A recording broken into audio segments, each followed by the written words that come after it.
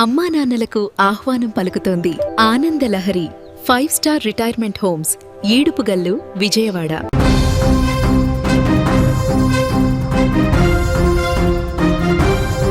నల్గొండ జిల్లా రాజకీయ చరిత్రలో చిట్యాల మున్సిపాలిటీ ఎన్నికలు కొత్త అధ్యయనానికి నాంది పలికాయి. కుల మత పార్టీల సమీకరణాలను పక్కన పెట్టి ప్రజలు మార్పు వైపు అక్కడ క్లియర్గా మొగ్గు చూపిన పరిస్థితుంది.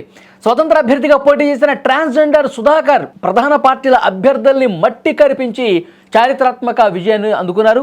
ఒకవైపు అధికార ప్రతిపక్ష పార్టీల అండదండలు ఉన్నటువంటి అభ్యర్థులు, మరోవైపు ఎటువంటి రాజకీయ నేపథ్యం లేని సుధాకర్ స్వతంత్ర అభ్యర్థిగా పోటీ చేసి అక్కడ గెలుపొందారు.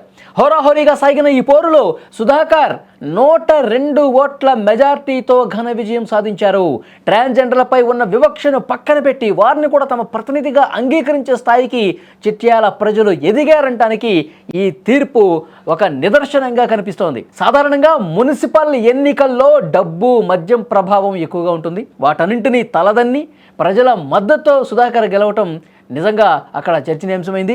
రాజకీయ పార్టీల గుర్తుల కంటే అభ్యర్థి వ్యక్తిత్వం, సేవా భావమే ముఖ్యమని ఓటర్లు చాలా స్పష్టంగా చెప్పినటువంటి పరిస్థితి. సుధాకర్ ఇచ్చిన హామీలు నచ్చి ప్రజలు గెలిపించారు.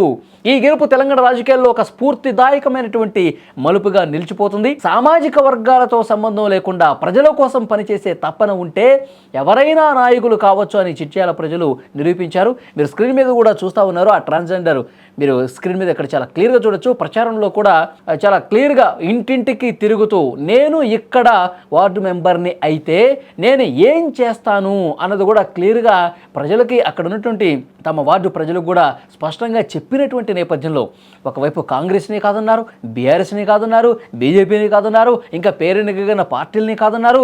స్వతంత్ర అభ్యర్థిగా పోటీ చేసినటువంటి ఈ ట్రాన్స్జెండర్ని గెలిపించడం పట్ల ప్రజలు ఎంత కమిటెడ్గా, ప్రజలు ఎంత చిత్తశుద్ధిగా, ఎంత నిజాయితీగా పనిచేసే వాళ్ళకే మేము ఇస్తాం, పనిచేసే వాళ్ళనే మేము గెలిపిస్తాం, మాకెప్పుడు అందుబాటులో ఉండేటి వాళ్ళని మేము గెలిపిస్తాం, మా సమస్యలు తెలిసిన వ్యక్తికే మేము గెలిపిస్తాం, ఎవరిలో నిజాయితీ ఉందో వాళ్ళనే గెలిపిస్తామని చెప్పి క్లియర్గా అభ్యర్థి పట్ల వాళ్ళు విజయం కట్టబెట్టారంటే నిజంగా చిట్యాల ప్రజలకే హ్యాట్స్ ఆఫ్ చెప్పాల్సినటువంటి అవసరం ఉంది.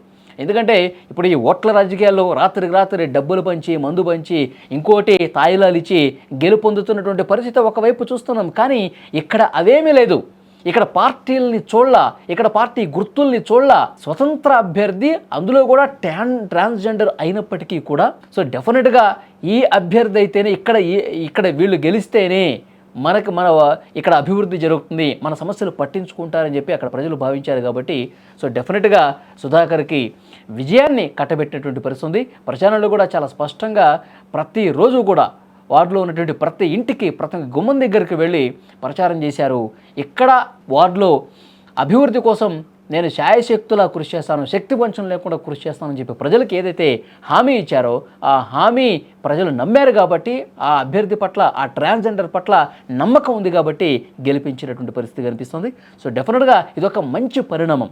ట్రాన్స్జెండర్లు అంటే వాళ్ళు ఒక విషయానికే పరిమితం అయిపోతారు.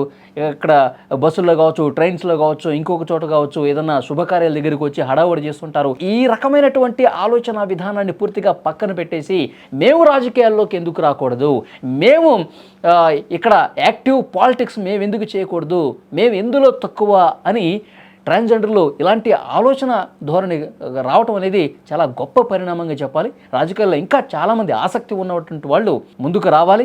వివక్షలు ఎన్ని రోజులన్నీ పోయాయి.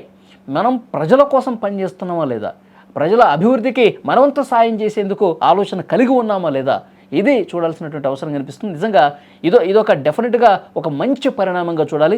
భవిష్యత్తులో రాజకీయాలు చేసేటువంటి పరిస్థితులు కూడా పూర్తిగా మారిపోయినాయి అనడానికి ఈ గెలుపే ఒక నిదర్శనంగా నిలిచినటువంటి పరిస్థితుంది.